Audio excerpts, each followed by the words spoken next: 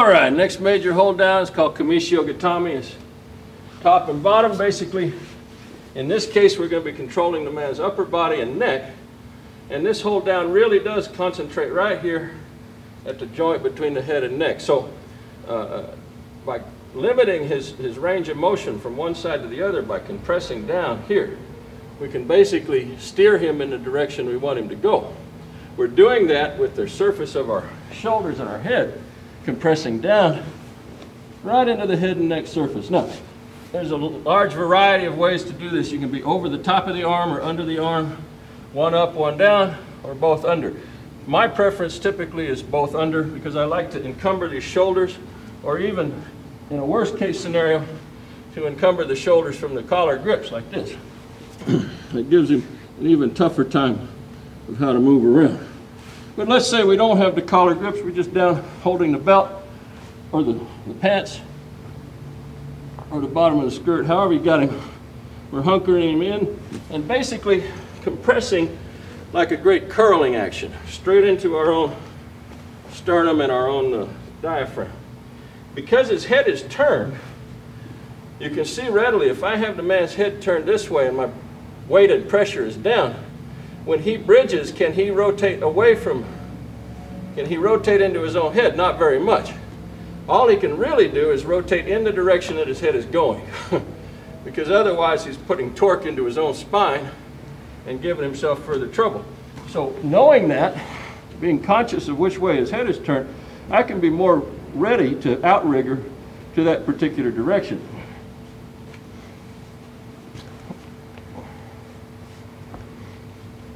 And give him trouble. And so Kamishiho is one of the real serious hold downs because once you do it and you understand how you're holding and you understand the mechanism involved, it's quite difficult to do much with. It's one of the hold downs that my preferences in terms of escape tend to be to transition to a different hold down from Kamishiho and then escape from that. So often my greatest success has not been escaping directly from a Kamishiho position, but from transitioning and forcing the man to hold me into a Muni out of Kamishiho and then breaking out of Muni instead.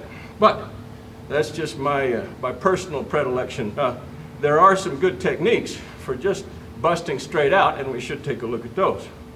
The first element, we're just going to imagine I'm holding him down and squeezing in, is that he wants to hook back up and hook onto my body as well and drive my head and shoulders down tighter towards his abdomen, as tight as he can. He wants to basically take up any slack that I may have in my upper body holding him down so that he gets a little piece of control of my upper body as he begins his action. So that's the first thing.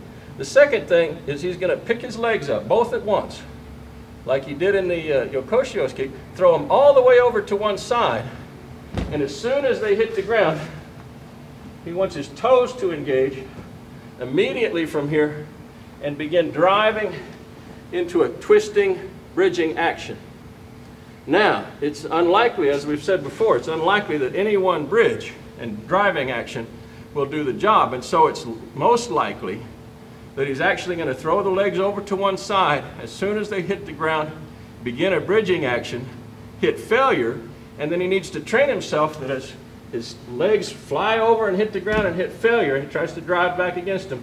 He fails, he feels this thing all stop, he needs to throw them to the other side and immediately, as soon as they hit the ground, drive from there. And he needs to practice this in tandem, 1, 2, 3, 4. 1, 2, 3, 4. Back and forth, rather rapidly, so that he trains to blast out as soon as his feet hit the ground. He doesn't want any pause in there at all.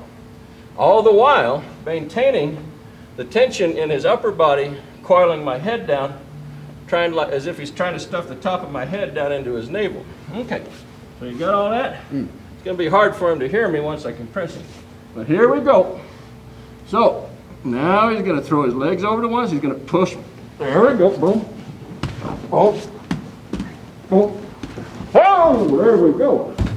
Not bad.